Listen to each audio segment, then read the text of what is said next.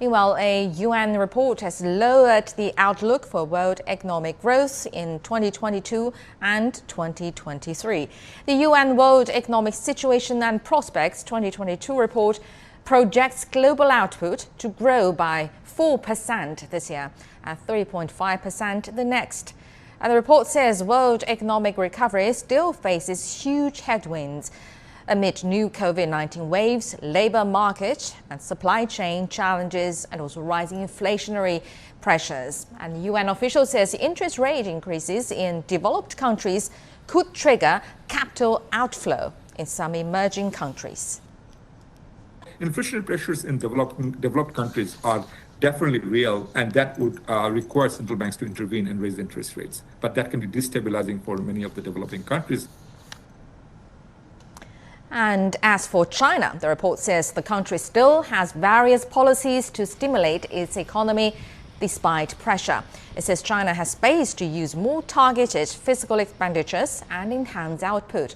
The report says China's economy could have noticeable spillover effects as its industries will be upgraded and become more sustainable. And China's annual foreign trade has topped $6 trillion for the first time. Official data just released says in 2021, China's total imports and exports reached 39.1 trillion yuan, or $6.05 trillion. That's an increase of over 21% year on year.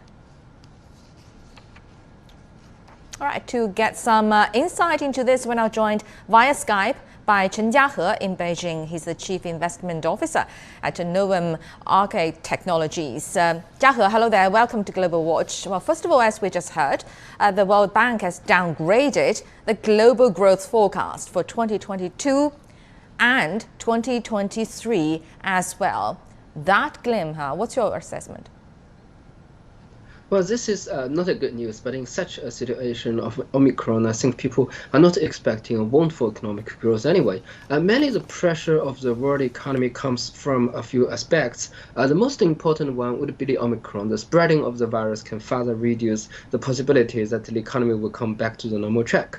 The pressure is especially large for developing economies. In the World Bank's report, it is actually downgraded the economic growth of developing economies much more than developed economies. Another pressure comes from the global climate change and the global effort toward reducing the carbon emission. The good thing on the other side is that the trade tension between US and China, as well as US and Europe, seems like reducing. This is helping the global economy as we can see it. Right, and besides the climate change and pandemic, global inflation has cast a cloud over the economic recovery as well. The US, for instance, has not seen inflation this high in nearly 40 years. So are you optimistic about the global situation perhaps improving later this year? Well, not really. I'm not that optimistic about the global containing of inflation. The main reason is the global central banks printed too much money to counter the impact of the COVID. Printing money or injecting liquidity is a short-term effort for curing the economy. It is quite effective in the short term, and it is indeed an effective tool, but you can't use it for the long term. Too much liquidity will just bring in inflation. We're seeing the consequence now, and there is no sign yet that this consequence will just stop on itself. And China's annual foreign trade has topped $6 trillion for the first time. How would you say about the figures considering the pandemic? Do you think China's economic performance is good enough, or still need efforts, or not good at all? Well, the strong international trade of China is really a silver lining in the global economic sluggish. It has not only helped the Chinese economy, but it also gave a large support to the global economy.